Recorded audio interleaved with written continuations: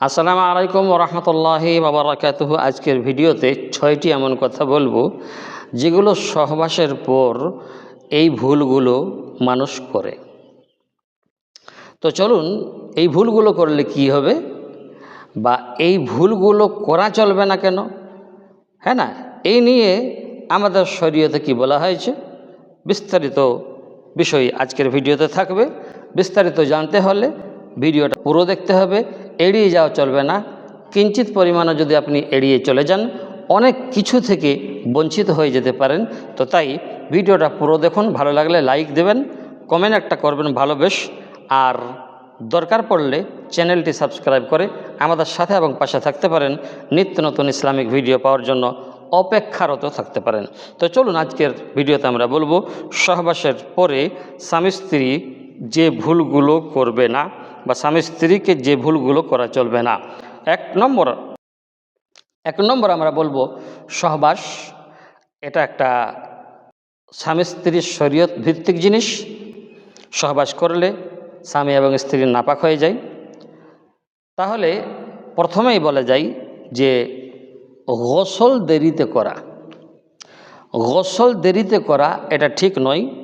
গোসল যেহেতু ফরজ হয়েছে তাই গোসল তাড়াতাড়ি করা।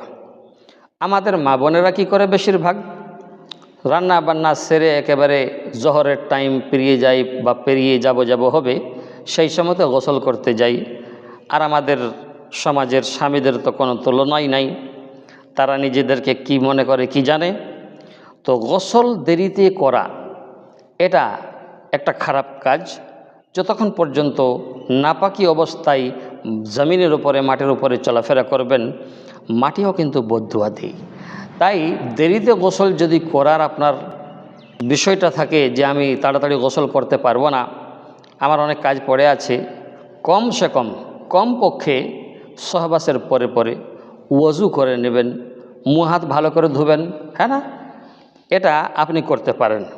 কেননা রসুলের যুগে মা আয়েশা সিদ্দিকা রাদিয়াল্লাহু তাআলা আনহা এভাবে সংসার চালিয়েছেন। তো প্রথম যেটা বললাম, দেরিতে গোসল করা যাবে না। দেরিতে গোসল আপনি ভাবছেন দেরিতে করব, কিন্তু কোন সময়ে কার মওত হয়ে যাবে সেটা কিন্তু কেউ জানে না। তাই 2 নম্বরে বলবো দোয়া জিকির ভুলে যাওয়া। অনেক সময় মানুষ সহবাসের পরে দোয়া জিকির ভুলেই যায়। অনেকেই এই সময় আল্লাহকে স্মরণ করে না। কিন্তু আমার বলার বক্তব্য যে ছোট্ট করে হলেও আলহামদুলিল্লাহ পড়া অবশ্য দরকার আছে। একেবারে ভুলে যাবেন না, আল্লাহ আমাদের সব। 3 নম্বর আমরা যে ভুলটা করব না, একে অপরের কষ্ট দেওয়া। এটা খারাপ জিনিস, খারাপ ব্যবহার করা, হ্যাঁ না। তো এগুলো করব না। সহবাসের পরে আমরা ভালো আচরণ করব, আর এটা খুবই গুরুত্বপূর্ণ জিনিস এবং খুবই গুরুত্বপূর্ণ ব্যাপার।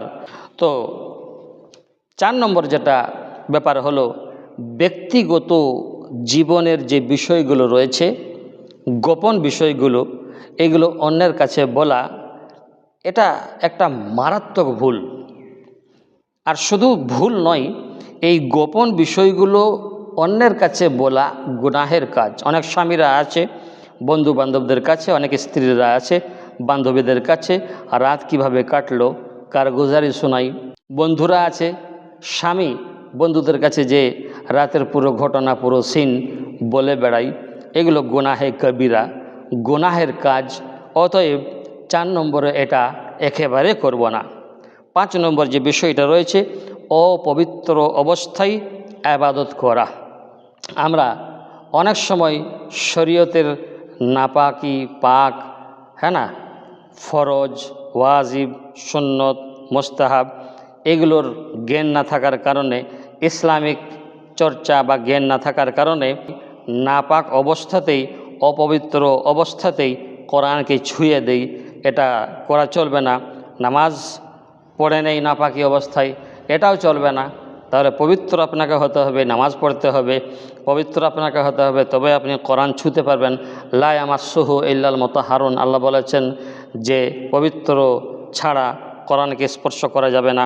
তো 5 নম্বরে যে ভুলগুলো করব না, অপবিত্র অবস্থায় এবাদত করব না, আগে পবিত্র হয়ে নেব, তারপরে ইনশাআল্লাহ এবাদত করব। 6 নম্বরে যেটা করব না, যেটা করা যাবে না, সম্পূর্ণ উদাসীন হয়ে যাওয়া, সহবাসের পরে পরেই সময় না দেওয়া, স্বামীকে স্ত্রীকে একে অপরকে সময় না দেওয়া।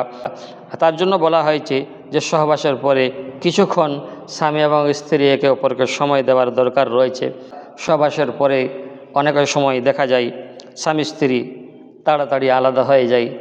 আলাদা হওয়া ভালো না, কিছুক্ষণ পর্যন্ত থাকেন, গল্প সল্প করেন, একে অপরের মন ভোলান, হাসি ঠাট্টা বিদ্রুপ স্বামী স্ত্রী তো করেন। এগুলো তো যেহেতু নেকি পাওয়া যায় না, নেকির কাজে, সৎ কাজে, শরীয়তের বাইরে না যেয়ে শরীয়তের গণ্ডিতে থেকে আপনারা সহবাসের পরে গল্প সল্প করবেন, সেটাও তো নেকি। তাই আমরা এই 6টি ভুল সহবাস করার পরে পরে কখনো কোনো দিন কোনো অবস্থাতেই করব না, এগুলো খেয়াল রাখতে হবে। আল্লাহ তাআলা সবার জীবনকে বরকতময় করুন, আমিন। ভালো থাকবেন। আসসালামু আলাইকুম ওয়া রাহমাতুল্লাহি ওয়া বারাকাতুহু।